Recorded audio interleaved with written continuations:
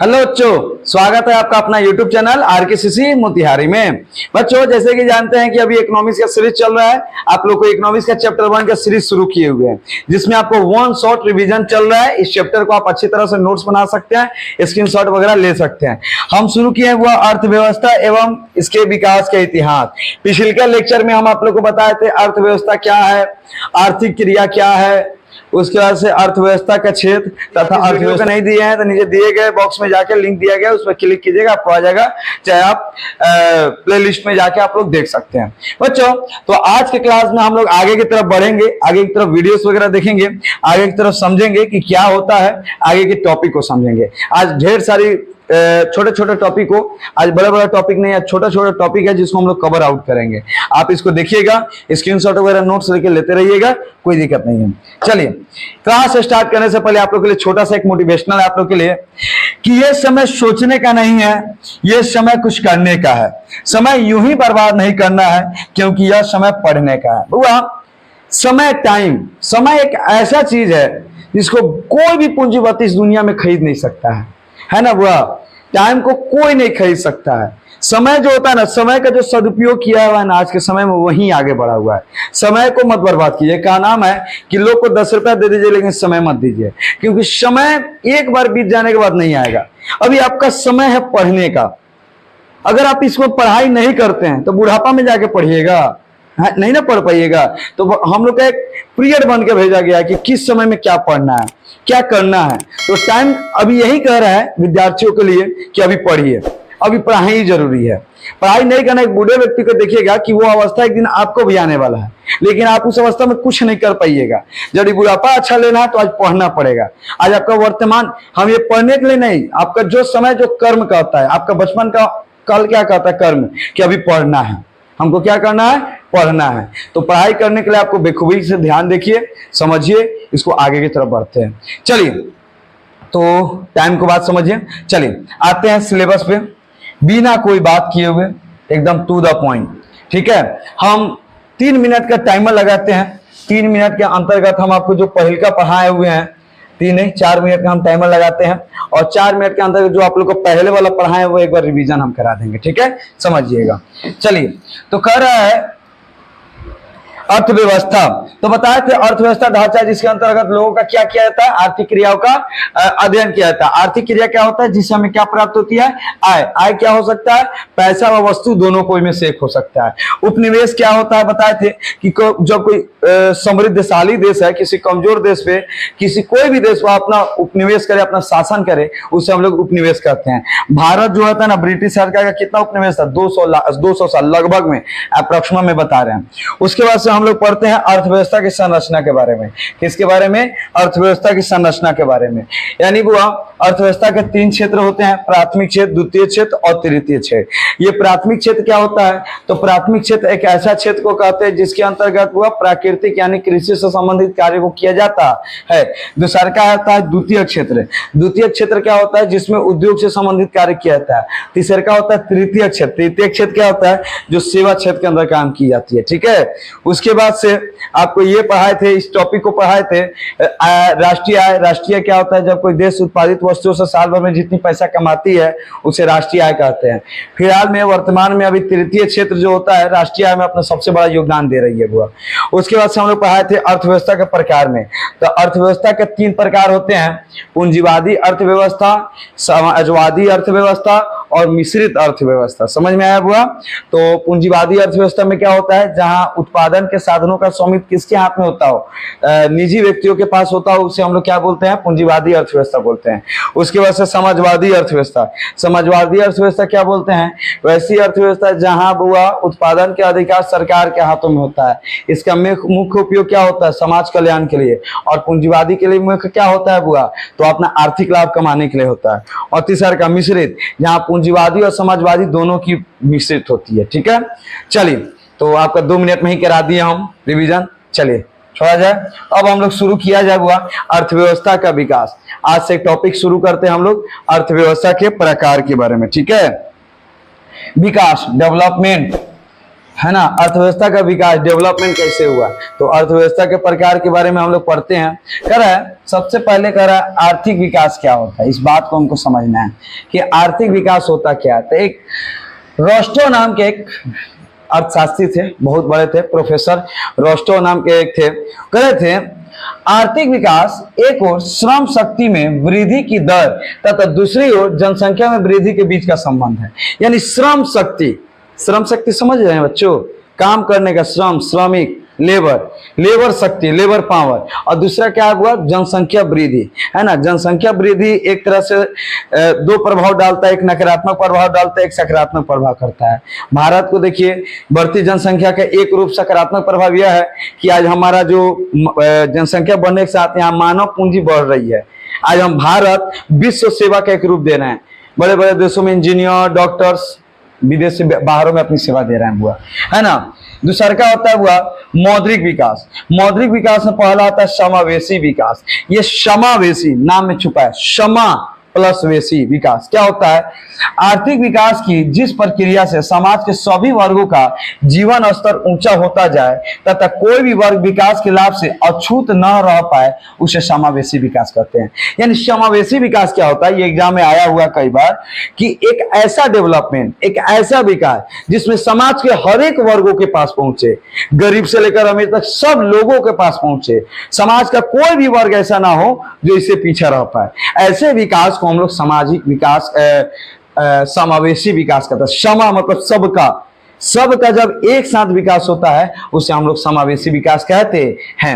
उसके बाद से कह रहा है सतत विकास। इस सतत विकास क्या होता है कि ब्रूनलैंड के अनुसार, एक वो भी अर्थशास्त्री है, विकास की वह प्रक्रिया जिसमें वर्तमान की आवश्यकताएं बिना भावी पीढ़ी को देखे अपनी योग्यताओं और समझौताएं की पूरी की जाती है। जैसे कोयला, गैस, जल, यानी वो एक ऐसी आवश्यकता पूर्ति हो कि हम लोग जो डेवलप तो करते रहें, आने वाला भावी पीढ़ी भी इसका उपयोग करे, लेकिन हम लोग इसका इतना दहन किए कि ये खत्म। जैसे कोयला, गैस, जल, इसका एक ऐसा उपयोग हम लोग करें कि इसका भावी उपयोग भी क्या कर पाए, बुआ देख लिए। तो समावेशी विकास, आर्थिक विकास समझ गए बुआ कि आर्थिक विकास किसका अंतर है बुआ, तो शक्ति में वृद्धि तथा जनसंख्या में वृद्धि के बीच का संबंध है। दूसरा का समावेशी विकास, समाज के सभी वर्गों के पास पहुंचे, छोटा मोटा सब। और वह सतत विकास, एक ऐसा विकास जो जैसे सड़क बनता है, तो सड़क बनता है तो भविष्य में रख के बनता है। आज सड़क का हम लोग निर्माण कर दिए तो इसका आने वाला भविष्य उस सड़क पर चलता है, उसका निर्माण करता है। जैसे कोई आदमी घर बनाता है तो घर क्या बनता है, अपनी पीढ़ी को देखते हुए बनाता है कि आज हम बना रहे हैं तो हमारा इसमें पीढ़ी अच्छा से रह पाए, अच्छा घर बनाता है। इसी को हम लोग कहते हैं सतत विकास। अब चलिए, हाँ, प्लानिंग कमीशन, योजना आयोग, ये आप लोग के लिए बहुत बढ़िया है हुआ।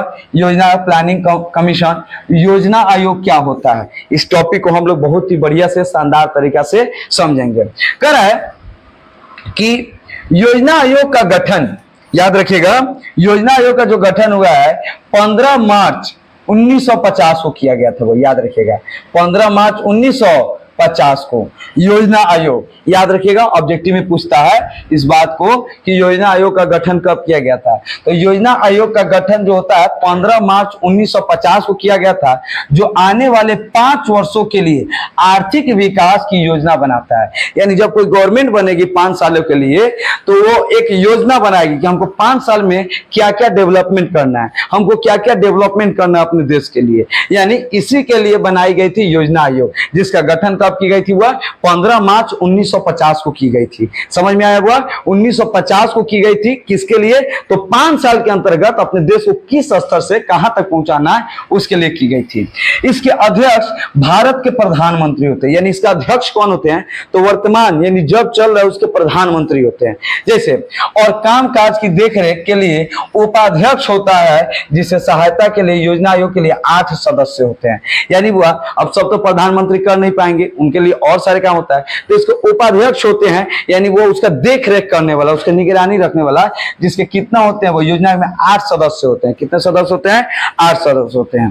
पहली बार भारत में पहली पंचवर्षीय योजना, पंचवर्षीय योजना समझ रहे हैं, पंच मतलब 5, वर्षीय मतलब 5 वर्षों की योजना जो होती है, जैसे प्रथम पंचवर्षीय योजना कब होती है, वह 1991 से 56 में हुई थी। ये सब बात आप लोग याद रखिएगा, आपके एग्जाम के लिए काफी इंपॉर्टेंट होगा। वो समझ में आया? तो भारत में पहली पंचवर्षीय योजना कब आई थी? तो 51 से 56 में, 1951 से उस समय थे। 1 जनवरी 2015 को योजना आयोग के स्थान पर नीति आयोग बनाया गया, यानी बुआ इसका नाम बदला गया। इस बात को समझिएगा बुआ, 1 जनवरी 2015 को योजना आयोग का नाम बदल दिया गया बुआ, इसका नाम रिसाइज किया गया बुआ, उसको रिकन्वर्ट किया गया, यानी योजना आयोग का नाम मतलब है वही चीज, लेकिन इसके स्थान पे हम लोग कथी कर दिए बुआ? नीति आयोग बना दिए। तो इसका अध्यक्ष कौन होते हैं बुआ? और जो उस समय का प्रधानमंत्री होते हैं। तो योजना आयोग के प्रथम अध्यक्ष थे वो जवाहरलाल नेहरू थे, क्योंकि बुआ जवाहरलाल नेहरू ही प्रथम ये थे, इसीलिए जवाहरलाल नेहरू। अभी पूछा जाए वर्तमान में क्या है, अभी 2024 चल रहा है, तो अभी क्या है? नरेंद्र मोदी जी होंगे। तो यानी कहने का मतलब होता है कि इसमें 3-4 बात याद रखिए कि योजना आयोग का गठन कब किया गया? तो वह 15 मार्च 1950 को किया गया था। इसका अध्यक्ष कौन होते हैं? तो प्रधानमंत्री होते हैं। देख रेख के लिए एक उपाध्यक्ष, इसमें 8 सदस्य होते हैं। प्रथम पंचवर्षीय योजना 51 से 56 में आई गई थी वह, इसका अध्यक्ष कौन होते हैं? जवाहरलाल नेहरू होते हैं।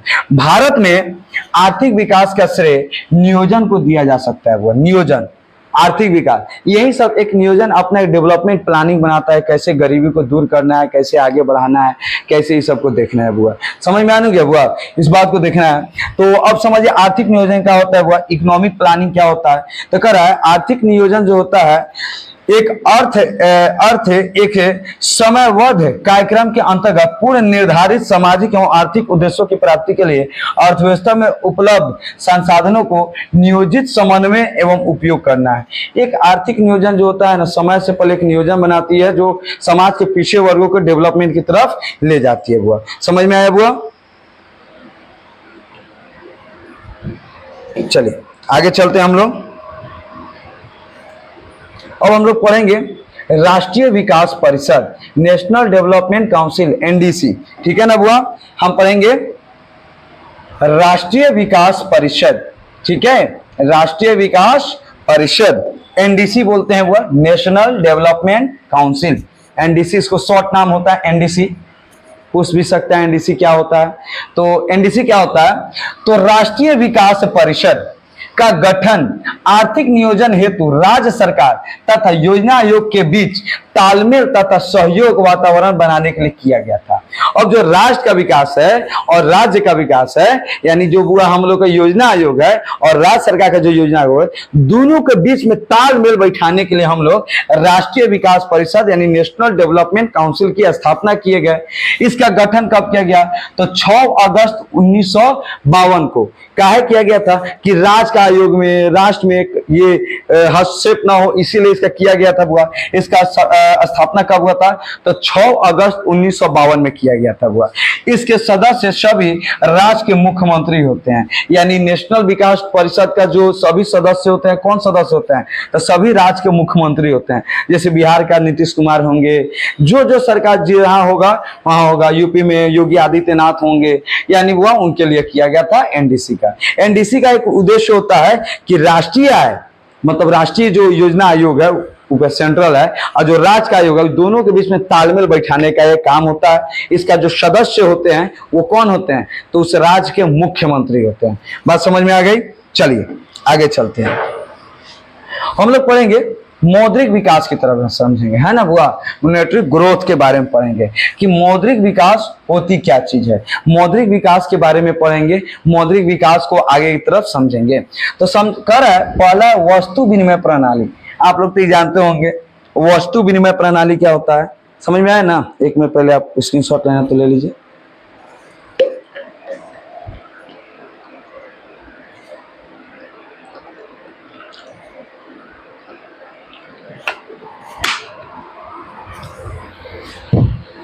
चलिए तो करे वस्तु विनिमय प्रणाली क्या होता है। बोलते बोलते थोड़ा सा प्यास लग जाता है।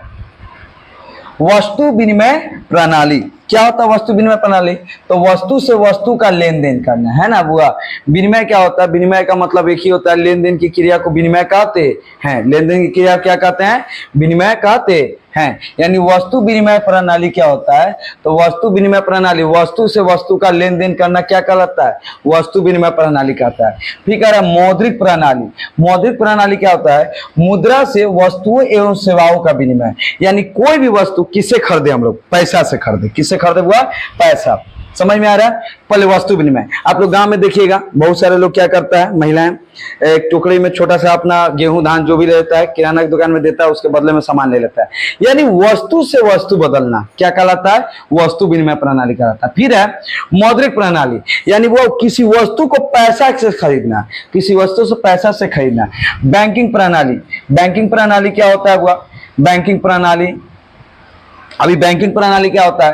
तो बैंक के माध्यम से चेक द्वारा विनिमय की क्रिया का संपादन। यानी बैंक के माध्यम से, किसके थ्रू से? बैंक के माध्यम से चेक के द्वारा प्लेन कर रहा है। जैसे मान लीजिए कोई जमीन लिखवा रहा है, तो जमीन लिखवाने में लोग क्या करता है? चेक का इस्तेमाल करता है कि जमीन दे दिया, तो उसके जगह पे चेक एक फाड़ के दे दिया, तो चेक एक साख का रूप हो गया। हाँ, ये चेक आपका है, तो एक साख हो गया।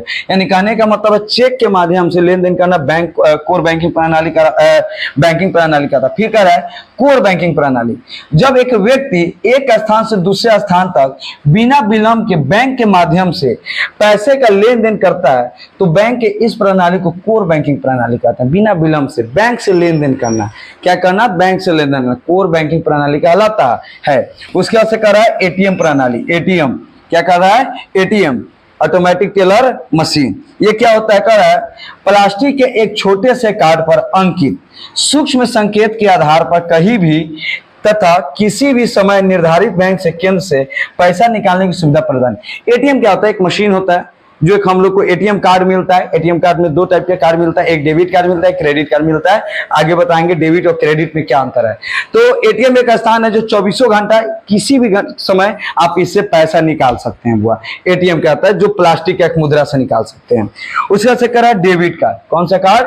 डेबिट कार्ड बुआ। ठीक है, तो डेबिट कार्ड क्या होता है बुआ? तो डेबिट कार्ड बैंक द्वारा दिया गया प्लास्टिक का कार्ड जिसके द्वारा बैंक में अपनी जमा राशि से पैसे का उपयोग करना। यानी जो बैंक में आप पैसा जमा किए हैं उसको बड़े बड़े लाइनों में लगने की जरूरत नहीं है। आप एक एटीएम प्लास्टिक का मुद्रा दिया जाए जो किसी भी एटीएम बूथ से आप जाकर उससे पैसा निकाल सकते हैं, जिसे हम लोग डेबिट कार्ड कहते हैं। एक होता है क्रेडिट कार्ड, तो वो बैंक द्वारा दिया गया प्लास्टिक का कार्ड जिसके आधार पर उसके धारक द्वारा पैसे अथवा वस्तु प्राप्त कर देना है। तो क्रेडिट क्या कहता है? ये बैंक आपको विश्वास पर देता है जिससे आप क्या कर सकते हो? उस पैसा के इस्तेमाल वस्तु को खरीदने में कर सकते हैं, लेकिन एक समय के अंतराल उस पैसा को क्या करना होता है बुआ? जमा करना होता है। समझ में आया बुआ? तो ये रहा मौद्रिक विकास। कौन कौन सा है? पहला वस्तु विनिमय प्रणाली, वस्तु से लेन देन करना, वस्तु विनिमय प्रणाली कहता है। मौद्रिक प्रणाली, मुद्रा से वस्तु का लेन देन करना, मुद्रा प्रणाली कहलाता है। कोर बैंकिंग प्रणाली, बैंकिंग प्रणाली क्या होता है? तो बैंक द्वारा चेक द्वारा लेन देन की क्रिया को बैंकिंग प्रणाली कहते हैं। कोर बैंकिंग प्रणाली चेक के माध्यम से मतलब ये करना। एटीएम प्रणाली, एटीएम प्लास्टिक एक छोटा सा मुद्रा देता है जिसका उपयोग आप कभी भी 24 घंटा उससे पैसा निकाल सकते हैं।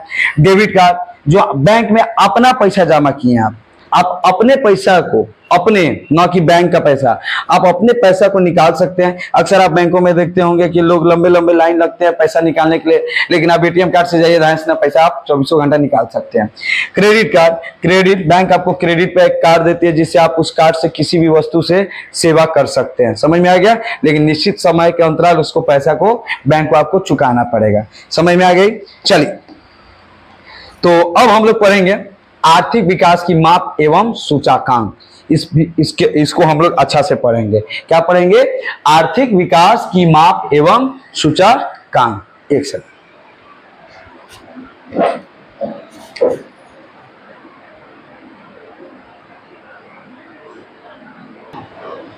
चलिए, तो अभी आप लोग को हम समझाएं, मौद्रिक विकास के बारे में समझा दिए। सबसे पहले वस्तु लेन देन सब आपको बता दिए कि मौद्रिक विकास क्या होता है। तो वस्तु विनिमय प्रणाली, मौद्रिक प्रणाली, बैंकिंग प्रणाली, कोर बैंकिंग प्रणाली, एटीएम प्रणाली, डेबिट कार्ड, क्रेडिट कार्ड, ये आपको हम समझा दिए। उसके बाद से आर्थिक विकास की माप एवं सूचकांक। अब आपको इस टॉपिक को पढ़ना, ये टॉपिक आपके लिए काफी इंपोर्टेंट है ना बुआ? इस वीडियो में है ना आपका छोटा छोटा जो टॉपिक है, छोटा छोटा जो भी छोटा छोटा टॉपिक है उसको हम क्लियर कर देंगे आपको, ठीक है ना बुआ। तो ध्यान से समझिएगा, बाकी कोई परेशानी नहीं होने देंगे। कर आर्थिक विकास की माप एवं सूचकांक, समझ में आ गया बुआ। तो सबसे पहले समझेंगे एक मोस्ट इंपोर्टेंट जो शुरू में आया था, राष्ट्रीय आय, नेशनल इनकम। क्या बुआ? National income, national income, NI जिसको कहते हैं बुआ। अब यह राष्ट्रीय आय क्या होता है इसको समझा जाए बुआ। राष्ट्रीय आय क्या होता है इसको समझना हमको। तो कह रहा है किसी देश में एक वर्ष की अवधि में, किसी देश में कितने अवधि में?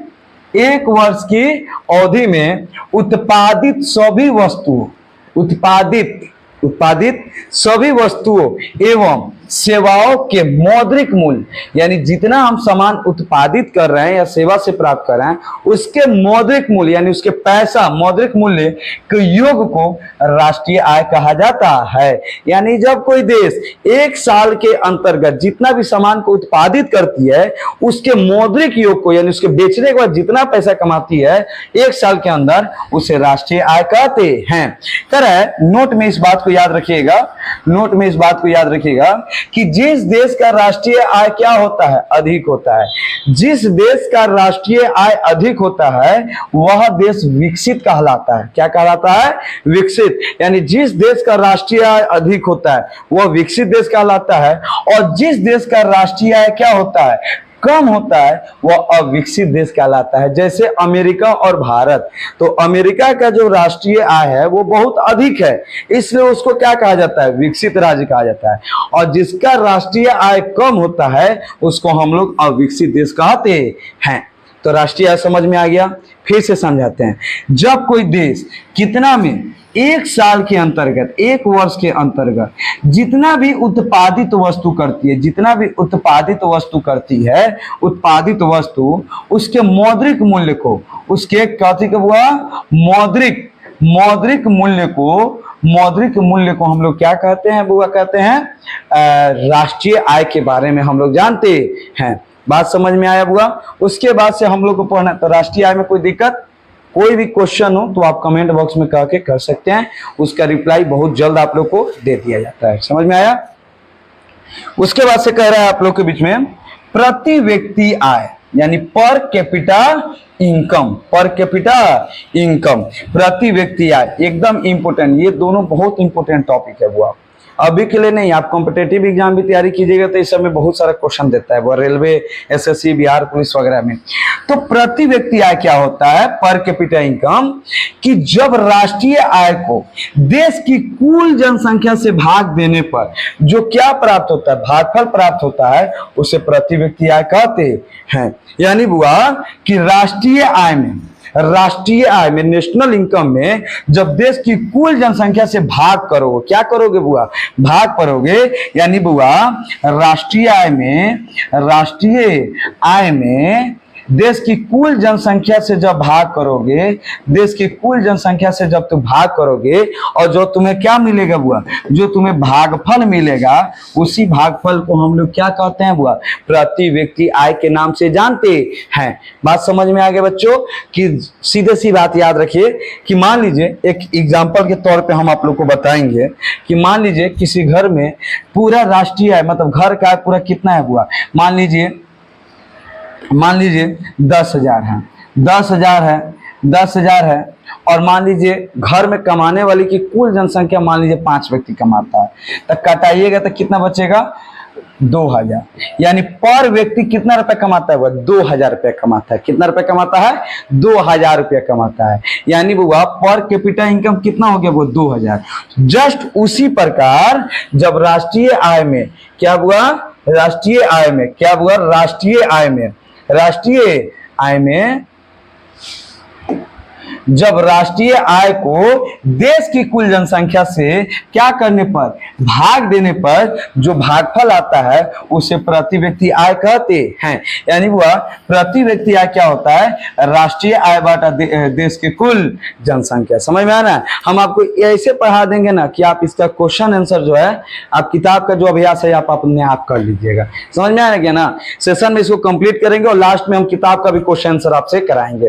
ठीक है? विश्व विकास रिपोर्ट, यानी विश्व का एक विकास रिपोर्ट होता है, वर्ल्ड डेवलपमेंट रिपोर्ट आता है। 2006 के अनुसार जिन देशों की प्रति आय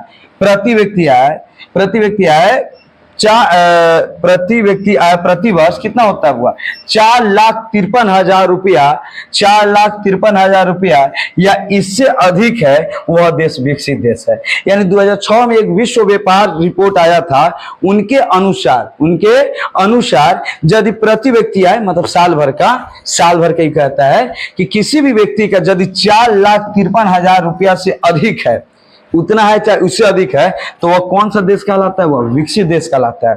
और वे देश जिनकी प्रति व्यक्ति आय 37,000 रुपया या इससे कम है, उन्हें विकासशील कहा जाता है। वह क्या कहा जाता है? वह विकासशील।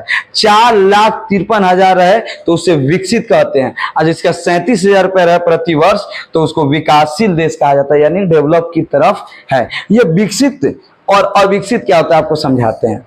किसी के घर में फ्रिज लगा हुआ है, सपोज दैट, और वो क्या किया कि वो फ्रिज ऑलरेडी उसके पास एक फ्रिज है, लेकिन वो इस फ्रिज को हटा दिया और एक नए मॉडल का माने 2 स्टार फ्रिज है, 2 स्टार फ्रिज को हटा के 5 स्टार फ्रिज रख दिया, तो इसको कहते हैं डेवलप। उसके पास ऑलरेडी था लेकिन वो हटा के वो क्या किया, दूसरा लगा दिया, यानी डेवलप हो गया। और जो आदमी के पास अभी 1 स्टार फ्रिज नहीं है लेकिन वो लिया के एक फ्रिज लगा दिया, यानी वो प्रगतिशील है, यानी जो पहले से डेवलप है और जो अभी हो रहा है। आशा करते हैं समझ में आ गया होगा। समझ में आ गया।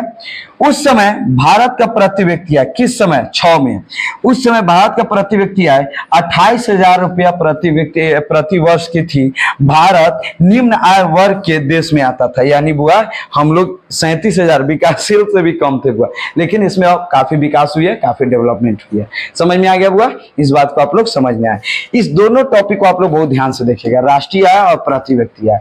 जब कोई देश उत्पादित वस्तुओं से एक साल में जितना भी पैसा कमाता है उसे राष्ट्रीय आय कहते हैं, और जब कोई देश राष्ट्रीय आय में देश की कुल जनसंख्या से भाग देने पर जितनी आय प्राप्त होती है उसे प्रति व्यक्ति आय कहते हैं। इसका सूत्र भी होता है, प्रति व्यक्ति आय बराबर राष्ट्रीय आय बटा देश की कुल जनसंख्या।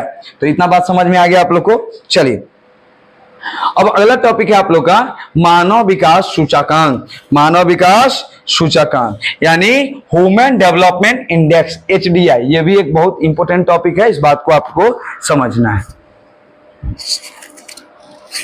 चलिए मानव विकास सूचकांक, ह्यूमन डेवलपमेंट इंडेक्स, HDI क्या होता है? यह सूचकांक संयुक्त राष्ट्र विकास कार्यक्रम यानी UNDP द्वारा महबूब उल हक के निर्देश में तैयार की गई पहली मानव विकास रिपोर्ट थी बुआ। यानी कौन थी बुआ? इस बात को याद रखिएगा, महबूब उल हक के द्वारा तैयार की गई थी बुआ। ठीक है ना बुआ? क्या है क्या है? तो UNDP द्वारा प्रकाशित, जो ये प्रकाशित किया गया था, वो मानव विकास रिपोर्ट विभिन्न देशों की तुलना लोगों के शैक्षिक स्तर यानी पढ़ाई स्तर, उनकी स्वास्थ्य स्थिति और प्रति व्यक्ति आय के आधार पर करती है। मानव विकास सूचकांक के 3 सूचक होते हैं। पहला जीवन आशा सूचकांक, शिक्षा प्राप्ति सूचकांक, जीवन स्तर सूचकांक। यानी वो एक रिपोर्ट था जिसमें हर एक देश का क्या देखा गया, तो शिक्षा स्तर देखा गया कि किस देश में शिक्षा को क्यों देखा जाता है बुआ। शिक्षा कितना जरूरी है उस व्यक्ति से जाके पूछिए जो तपती धूप में 44 डिग्री घाम में ईंट को धोता है, लकड़ी छिलता है, उससे पूछे शिक्षा कितना इंपॉर्टेंट है। इसीलिए शिक्षा को देखी जाती है। दूसरी स्वास्थ्य स्तर, क्योंकि शिक्षा और स्वास्थ्य एक दूसरे के पूरक हैं बुआ। ठीक है, और प्रति व्यक्ति आय ये देखा गया और इस आधार पर एक रिपोर्ट तैयार की गई जिसका मानव विकास सूचकांक किया गया। ये इसके 3 सूचक होते हैं, इसका दर्शाने का 3 सूचक। पहले जीवन आशा सूचकांक, उस देश की जीवन आशा क्या है। उसके बाद शिक्षा प्रति सूचकांक, शिक्षा का विकास कहां तक हुई है बुआ। उसके बाद जीवन स्तर सूचकांक यानी जीवन का सुधार कहां तक हुई है। कह रहा है HDI का मतलब है समझिए जीवन आशा सूचकांक, शिक्षा प्राप्ति सूचकांक, जीवन स्तर सूचकांक। यानी वो शिक्षा, जीवन स्तर, ये अब स्टैंडर्ड बहुत ही मायने रखता है। इसी को कहते हैं मानव विकास सूचकांक। यानी मानव विकास सूचकांक एक ऐसा है जो हर एक देशों में जाकर उसके स्वास्थ्य, पढ़ाई, जीवन आशा, उसका स्वास्थ्य सब देखकर एक रिपोर्ट तैयार किया गया जिसको मानव विकास सूचकांक के नाम से जानते हैं। ये किसके द्वारा पहली बार तैयार की गई थी? तो महबूब उल हक के द्वारा तैयार की गई थी। वह समझ में आया? चलिए नेक्स्ट की तरफ इसी में आगे आपको बताते हैं, कुछ इंपॉर्टेंट बात बताते हैं आपको। करे कि एचडीआई तीनों सूचकांकों का औसत होता है। औसत का मतलब लगभग में बनाया जाता है। औसत चाल आप लोग जानते होंगे, इसके होता है। फिर कह रहा है सभी देशों की एचडीआई दर 0 से 1 होती है। वह सभी देशों की लगभग में 0 से कितनी होती है, 1 तक की होती है।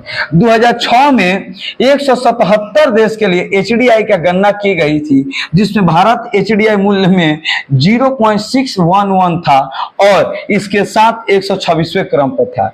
यानी बुआ मानव विकास सूचकांक में भारत कितना स्थान पे था बुआ, 126वां स्थान पर। कब, तब हुआ उस समय जब पहली बार 2006 में की गई थी एचडीआई के माने ह्यूमन डेवलपमेंट इंडेक्स के बारे में तो की गई थी। इसको बात याद रखिएगा। लेकिन ये तो था महमूद उल हक के द्वारा जारी की गई थी।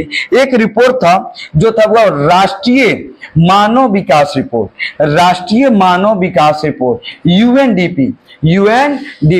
अब ये यूएनडीपी क्या होता है, इसको समझने के लिए आपको बता दें कि यूएनडीपी मानव विकास रिपोर्ट की तर्ज पर भारत पहली बार मानव विकास रिपोर्ट अप्रैल 2002 में योजना आयोग द्वारा तैयार की गई। आपको बताए हैं, योजना आयोग पहले ही बताए थे, 15 मार्च 1900 क्या बताए थे आपको बताए थे। उसके बाद से हुआ पहली बार, मतलब इसी आधार पर यूएनडीपी के आधार पर भारत भी अपना एक मानव विकास रिपोर्ट जारी की गई। कब की गई थी, तो अप्रैल 2002 में। कौन किया गया था, तो योजना आयोग, जो अभी इसका नाम क्या है हुआ, नीति आयोग, जो 2015 में नाम बदल दिया गया। तो योजना आयोग द्वारा तैयार की गई थी। इस रिपोर्ट को तत्कालीन प्रधानमंत्री अटल बिहारी वाजपेयी ने 23 अप्रैल 2002 को नई दिल्ली में जारी की। यानी वह उस समय के तत्कालीन जो प्रधानमंत्री थे यानी अटल बिहारी वाजपेयी थे, 23 अप्रैल 2002 को नई दिल्ली में जारी की थी। तो इस किस आधार पर ली गई थी, तो यूएनडीपी यानी अंतरराष्ट्रीय लेवल पर जो मानव विकास रिपोर्ट ली गई थी, उसी आधार भारत भी पहली बार अपना रिपोर्ट जारी किया, जो 23 अप्रैल 2002 में कहां जारी किया, नई दिल्ली में। पूछता है भारत के मानव विकास रिपोर्ट कब लागू की गई थी और कहां लागू की गई थी, तो दिल्ली में की गई थी। वह कब की गई थी, तो 23 अप्रैल 2002 को।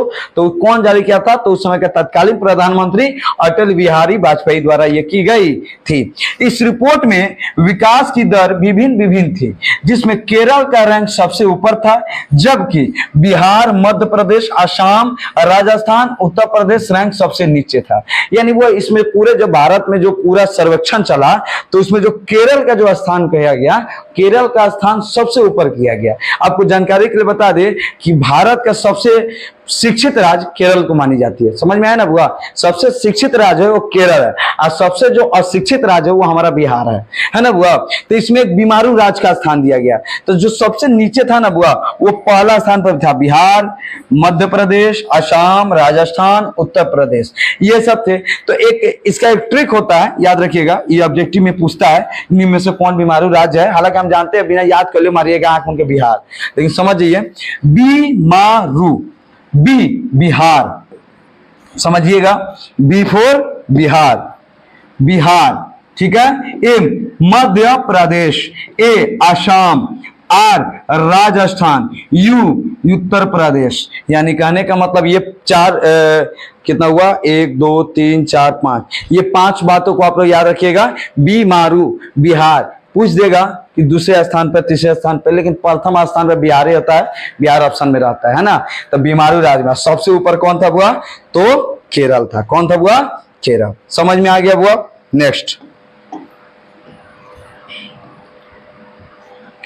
अब हम लोग पढ़ेंगे, अब इसको आगे की तरफ ले जाएंगे। कर है आर्थिक संरचना, इंफ्रास्ट्रक्चर। देखिएगा नरेंद्र मोदी 2014 का मेन भाषण का मुख्य उद्देश्य था इंफ्रास्ट्रक्चर। वो बिहार के जिस जिले में जाते थे ना, वो एक ही बात बोले थे, हम यहाँ के इंफ्रास्ट्रक्चर पर काम करेंगे। इंफ्रास्ट्रक्चर शायद उस समय आप बहुत छोटे होंगे, आपको समझ में नहीं आ रहा होगा, लेकिन अब बारी आ गई इसको समझने का कि इंफ्रास्ट्रक्चर आधारिक संरचना क्या होता है बुआ। इस बात को आपको समझने के लिए अब आपको आगे की तरफ चलते हैं। आधारिक संरचना उन सुविधाओं से है जो देश के आर्थिक विकास के लिए सहायक होते हैं, यानी देश के आर्थिक विकास में सहायक होते हैं। कौन होते हैं वो, सबसे पहले शिक्षा, स्वास्थ्य, स्कूल, सड़क, बिजली, कुशल प्रशासन। ये हमारे देश के लिए एक वो क्या है बुआ, अति अनिवार्य सेवक है, जो ईमानदारिता से डेवलपमेंट करे।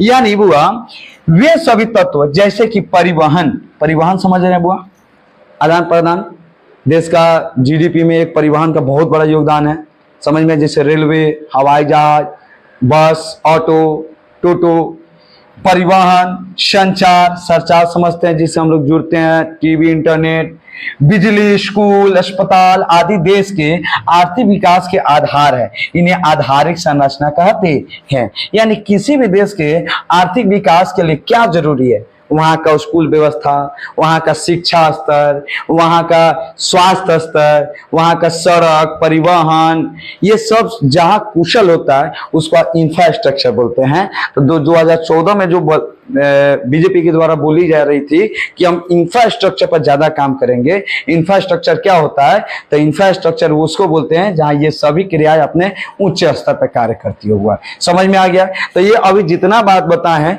ये एक आपको भारत लेवल के बताएं। इसी आपके बुक में एक टॉपिक दिया हुआ है जिसका है बुआ बिहार की विकास की स्थिति, बिहार की विकास की स्थिति। समझ में आया बुआ?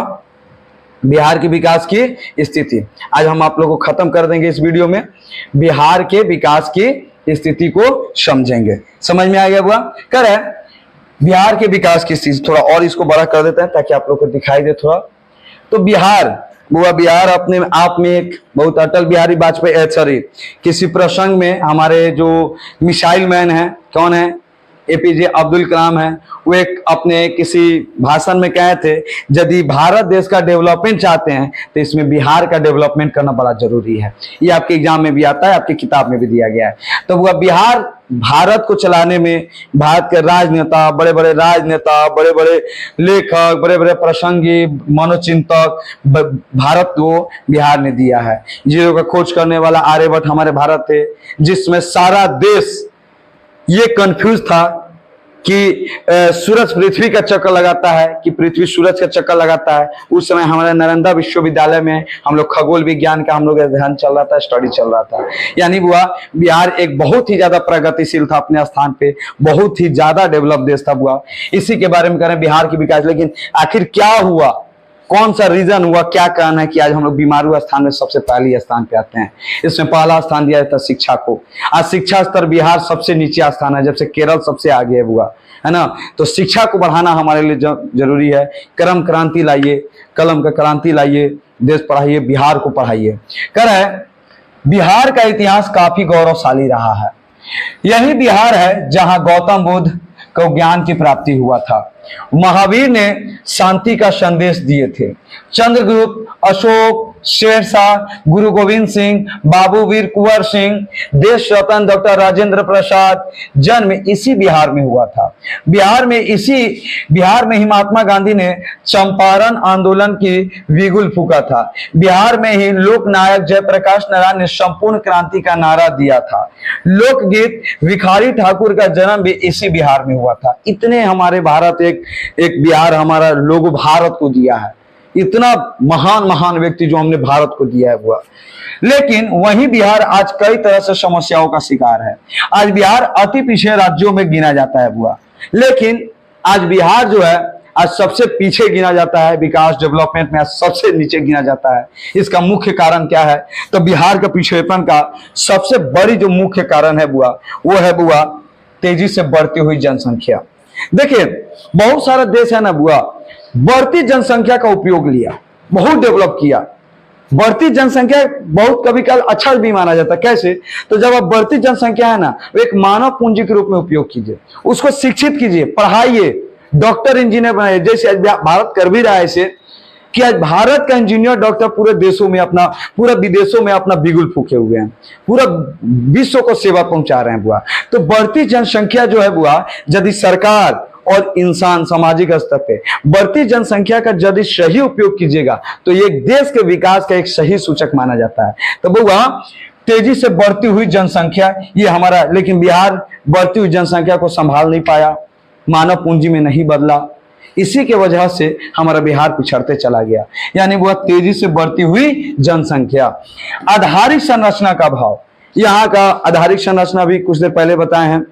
स्कूल व्यवस्था, शिक्षा व्यवस्था, जैसे आप लोग जानते हैं सरकारी स्कूल की क्या सुविधा है, लेकिन अब सरकारी स्कूल बदल रहा है, अब बच्चे पढ़ रहे हैं, काफी ज्यादा डेवलप हो रही है। इस सरकार अपने स्तर पे काम भी कर रही है बुआ। यानी बुआ आधारिक सरकारी स्कूल, सड़क, परिवहन, क्राइम, स्वास्थ्य, कुछ नहीं, बीमारी है सबसे ज्यादा बिहार। आप बिहार के कोनों को हॉस्पिटल में चलिए, कोई खाली नहीं मिलेगा, सब फुल मिलेगी आपको। यानी कहने का मतलब है कि सबसे बड़ा जो यहाँ का टेंशन है बुआ, यानी आधारिक संरचना का अभाव, कृषि पर निर्भरता। आज भी हम लोग पुराने पद्धति के अनुसार हम लोग कृषि पर निर्भर है बुआ। पुराने स्तर पर हम लोग क्या कृषि पर निर्भर है। औद्योगिक पिछड़ापन, यानी हमारे यहाँ फैक्ट्रियों की संख्या बहुत कम है बुआ, बहुत ज्यादा कम है, जिसके कारण क्या है, बेरोजगारी फैला हुआ है ना बुआ। एक चीनी मिल था बहुत सारे बिहार में, जो बहुत लोगों को रोजगार देता था, लेकिन धीरे धीरे अब वो उसको भी खंडहर बनते चल गया। बाढ़ तथा सूखा की क्षति, बिहार महुआ डैम न होने की वजह से बिहार क्या है कि नेपाल का नजदीक है, हर एक साल पानी छोड़ती है। बिहार में हर एक साल बाढ़ दाढ़ की व्यवस्था है। नदी को सही चारों तरफ से ढक दिया गया है, नदी को बंद करके उस पर घर बना दिया गया है, जिसकी वजह से पानी का सही रूप से निकारण नहीं होने के कारण आज बिहार में बाढ़ और सुखाड़ बुआ एक बहुत बड़ी समस्या ली हुई है बुआ। गरीबी, तो बुआ गरीबी क्या होता है, जब व्यक्ति को अपना निम्न आवश्यकता की पूर्ति ना कर सकते, कैसे कर देगा बुआ, सब तो अशिक्षा का प्रसार है बुआ। गरीबी, खराब विधि व्यवस्था, आप कहीं चल जाइए, कहीं भी चलिए, यहाँ का कुशल प्रशासन नहीं है, बहुत ज्यादा स्थिति खराब है बुआ। हर एक क्राइम, मोबाइल, आप रात को चाहे दिन में ही कान में मोबाइल बटुआ के चलते रहिए, आपके हाथ से मोबाइल छीन लेगा बच्चे, है ना। तो ये क्राइम बहुत बड़ा ये है बुआ। कुशल प्रशासन का अभाव, कुशल प्रशासन नहीं मिल पा रहा है बिहार को, जिससे वो डेवलप नहीं कर रहा है, लेकिन अब सुधर रहा है, इसको आगे में अब चल रहे हैं बुआ। तो ये था बुआ कुछ बिहार का, हालांकि ये सब कारण तो नहीं है, इसमें का कुछ कारण बताया गया जो बिहार के पिछड़ेपन का अपनी महत्वपूर्ण भूमिका दे रही है बिहार के पिछड़ेपन में। अब हम लोग पढ़ेंगे बुआ, इसी में हम लोग पढ़ेंगे बिहार के पिछड़ेपन को दूर करने का उपाय पढ़ते हैं कि अब दूर करने कौन कौन से कर सकते हैं। तो सबसे पहले हम लोग जनसंख्या पर नियंत्रण करना पड़ेगा, है ना बुआ। नियंत्रण, जनसंख्या कानून लाना पड़ेगा, नियंत्रण करना पड़ेगा, तभी जाकर हम लोग कुछ करना पाएंगे। कृषि पर तेजी से विकास, कृषि पर निर्भर रहिए, लेकिन कृषि को वैश्वीकरण से जोड़िए, कृषि को वृद्धि के साथ जोड़िए, नए पद्धति के साथ जोड़िए। समझ में आया बुआ। उसके बाद बाढ़ पर नियंत्रण, यह हमको बहुत बड़ी चुनौती है बुआ। सरकार को बाढ़ पर नियंत्रण जरूर करनी चाहिए। नदी नालों को मनरेगा के तहत साफ करवाना चाहिए, उसको पूरा साफ सुथरा करा के, ताकि नदी का पानी जो है उसको हैंडल कर पाए बुआ। हालांकि बिहार का कुछ जिला है जहां बाढ़ नहीं आती है, क्योंकि वहां सुदूर व्यवस्था है। आधारिक संरचना का विकास, स्कूल, स्वास्थ्य, परिवहन, विद्यार्थियों का सेवन करना चाहिए ताकि बच्चे आगे पढ़े। उद्योग का विकास, फैक्ट्रियों का विकास करना चाहिए। गरीबी दूर करना हुआ, यानी सरकार को गरीबी दूर करने के लिए बहुत सारी योजनाएं लानी चाहिए ताकि गरीबी दूर हो पाए। उसके बाद से शांति व्यवस्था की स्थापना, यानी एक संकेत में बोला जा रहा है, यानी प्रशासनिक सेवा को एक मजबूत बनाना चाहिए। केंद्र अधिक मात्रा में साधनों का हस्तांतरण, यानी वह केंद्र को मदद करना चाहिए, एक विशेष दर्जा देनी चाहिए ताकि बिहार एक अच्छी मात्रा में, हालांकि अभी बिहार को काफी ज्यादा इस बचत में हमको काफी ज्यादा पैसा मिला हुआ ताकि बिहार का डेवलप, अब देखा जाए कि बिहार डेवलपमेंट कर रहा है कि नहीं। यानी वह ये तो था। अब आगे आप लोग को पढ़ाएंगे, आज इसको खत्म कर देते हैं, आज इस टॉपिक को खत्म कर दिया जा रहा है। चलिए, देश के आर्थिक विकास में बिहार का विकास की भूमिका, यानी देश का जो आर्थिक विकास है उसमें बिहार की क्या भूमिका है, इस बात को हम लोग जानेंगे। बिहार देश का एक बड़ा राज्य है जो भौगोलिक क्षेत्रफल तथा जनसंख्या दोनों ही दृष्टिकोण से बिहार का स्थान भारत में अपना एक महत्व रखता है। यानी बिहार जो है बढ़ती जनसंख्या, बिहार का लोग आपको वर्ल्ड में कहीं भी कोना मिल जाएगा, छोड़िए आधा दिल्ली 70% दिल्ली आपका बिहारी है, सबका सब बिहारी भरा हुआ लोग, है ना बुआ। तो लेकिन बिहारी शब्द एक नहीं है बुआ, बिहारी कहिएगा तो एक शब्द नहीं, ये गाली बन जाता है बिहारी लोग के लिए, है ना बुआ। तो बुआ एक बहुत बड़ा योगदान निभाती है बुआ। यदि भारत का विकास करना है तो बिहार का विकास करना आवश्यक है। ये जानते हो किसने बोला है बुआ? तो हमारे डॉक्टर एपीजे अब्दुल कलाम ने बोले थे। एपीजे अब्दुल कलाम ने हमारे इस बात को बोले थे कि यदि भारत का विकास करना है तो बुआ बिहार का विकास करना है। एक प्रसिद्ध अर्थशास्त्री कुजनेट ने विश्व के संदर्भ में यह कहा था कि गरीबी कैंसर रोग की तरह है। गरीबी क्या है? कैंसर की तरह हुआ, जो दिखेगा नहीं लेकिन अंदर अंदर खा जाएगा, देश को डेवलप को रोकेगा।